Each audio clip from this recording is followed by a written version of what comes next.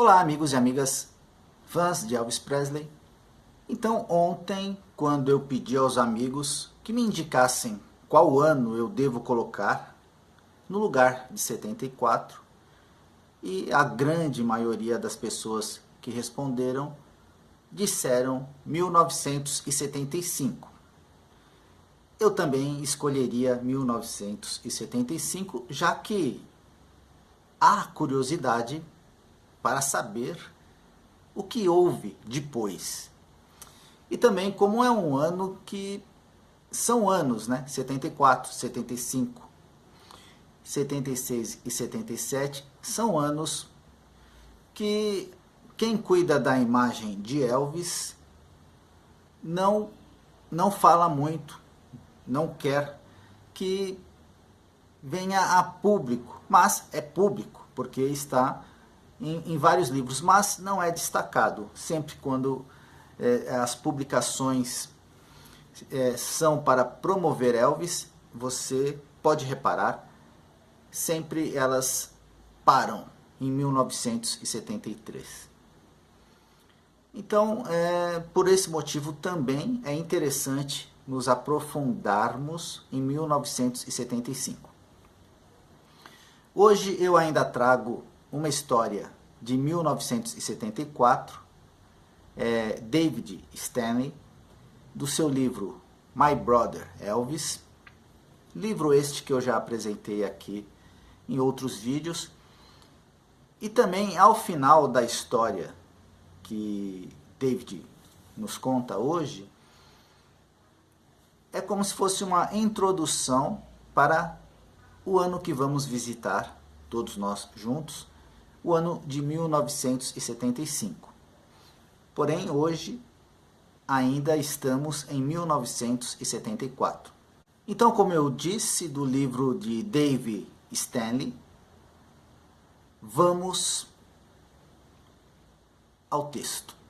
Depois do divórcio, houve uma mudança em Elvis.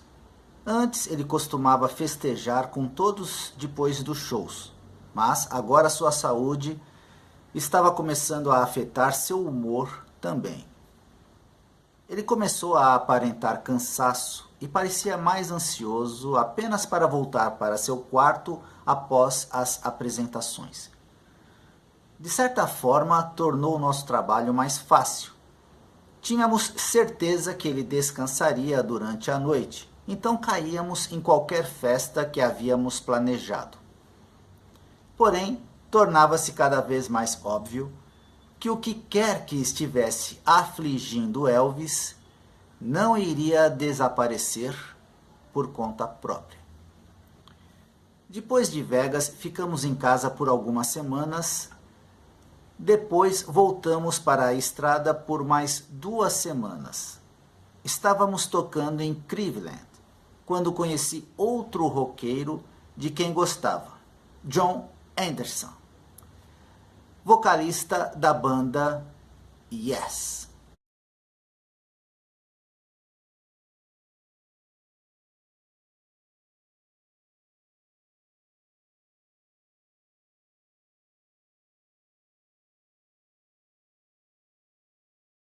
Elvis estava se apresentando no Coliseu e o Yes estava fazendo um show ao ar livre no estádio de futebol. Chegamos a Cleveland por volta das 10 horas e notei os outdoors anunciando o show do Yes para a noite seguinte. Depois de instalarmos Elvis em seu quarto, vaguei até o saguão e vi uma multidão gigantesca.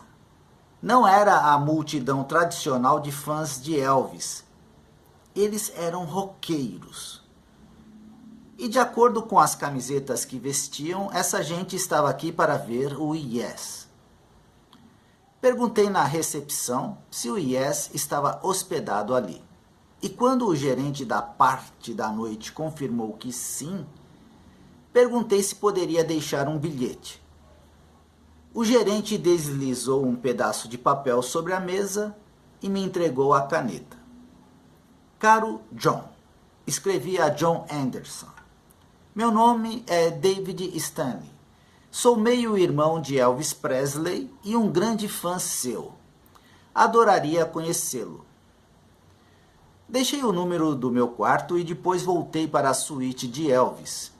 Estávamos conversando, apenas conversando, quando o telefone toca.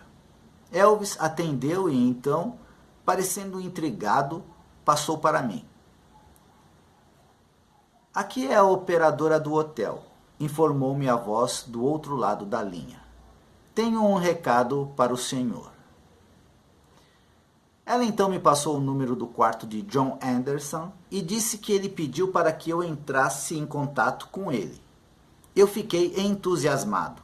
Eu era um grande fã do Yes e achava os vocais etéreos de Anderson absolutamente incríveis. Elvis, estou dispensado? Tenho que ir, informei meu chefe depois de desligar o telefone. Aonde vai? Eu vou encontrar um amigo. Quem? É uma banda chamada Yes. Elvis parecia confuso. Yes? Que raio de nome é esse? Eu não sei, atirei de volta. Mas o nome do cara é John Anderson. E ele deixou um recado para eu ligar para ele. Precisa de mais alguma coisa? Não, vá em frente, estou bem. Assegurou-me Elvis. De qualquer maneira, estou indo para a cama mesmo. Corri para o meu quarto e liguei para John, que me pediu para descer ao seu quarto. Quando cheguei lá, ele tinha algumas garrafas de vinho sobre a mesa e me explicou que estava trabalhando em um álbum solo. Ele me serviu uma taça de vinho e me sentei em frente a ele, quebrando o gelo com o familiar papo furado. Ao contrário de quase todas as estrelas do rock que conheci, Anderson não era um grande fã de Elvis. Ele respeitava a grandeza de Elvis, mas, como eu, não achava que a música se encaixava bem em seu repertório de rock and roll. Achei sua presença calmante. Ele falava surpreendentemente suave e tinha um comportamento gentil que parecia combinar perfeitamente com os efeitos relaxantes do vinho. Conversamos por alguns minutos sobre Elvis e, depois que ele fez várias perguntas sobre como era trabalhar com o rei, perguntei-lhe sobre sua turnê. Muito boa, disse ele, parecendo genuinamente feliz. Você deveria vir ao estádio amanhã. Pode sair conosco e ver o show. Não havia nada que eu quisesse mais do que aceitar o seu convite. Mas sabia que teria um dia agitado amanhã, me preparando para o show de Elvis. Não havia a menor chance de Elvis me dispensar, apenas para ir ver um show de rock, especialmente um do qual ele não tinha ouvido falar. Ao invés de sair com o Yes, eu teria que passar o dia trabalhando. No entanto, quando você considera para quem estava trabalhando, acho que não tinha muito do que reclamar. Explicando educadamente minha situação a John, tive que recusar sua oferta com pesar. Continuamos bebendo vinho, ele tocou algumas músicas em que estava trabalhando. Foi uma noite surpreendentemente tranquila e não nos encontramos novamente até 1978, depois da morte de Elvis. O Yes estava tocando em Memphis. Eu apareci na arena e ele me levou para os bastidores. Eu tinha comigo um dos colares TCB extras que Elvis havia me dado. Elvis era famoso por dar coisas que pertenciam a você para outras pessoas. E quando ele me deu um segundo colar TCB, achei que poderia muito bem segurá-lo, porque você nunca sabe quando ele iria oferecer o seu a outra pessoa. Por alguma razão, o tempo que passei com John em seu quarto de hotel em 1974 causou uma impressão indelével em mim, realmente inesquecível. E eu o presenteei com o colar TCB sobressalente. Talvez ele parecesse a pessoa perfeita para possuí-lo, porque era mais parecido comigo. Não era um fã fanático, mas definitivamente um apreciador das realizações de Elvis. De volta a Memphis, nos últimos meses de 1974, seus shows durante outubro foram mixados na melhor das hipóteses.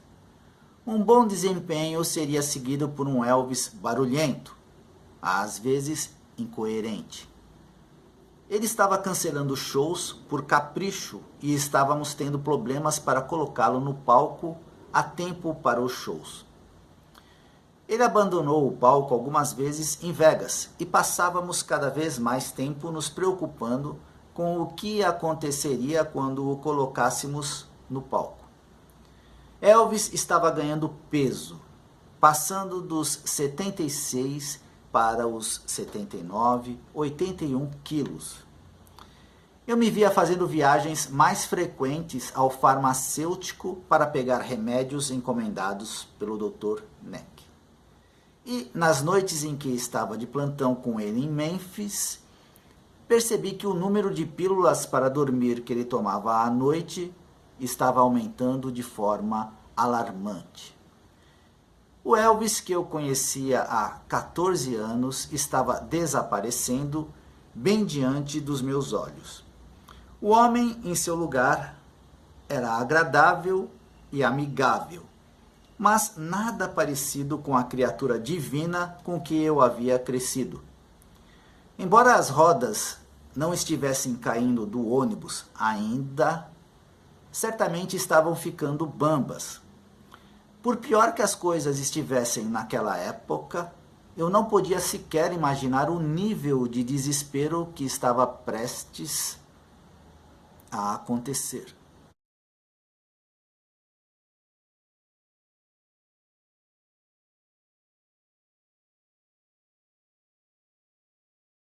Se você é fã de Elvis Presley, nenhuma explicação é necessário. Se você não é fã de Elvis, nenhuma explicação é possível. Inscreva-se neste canal, dê o seu like, compartilhe. Elvis Forever.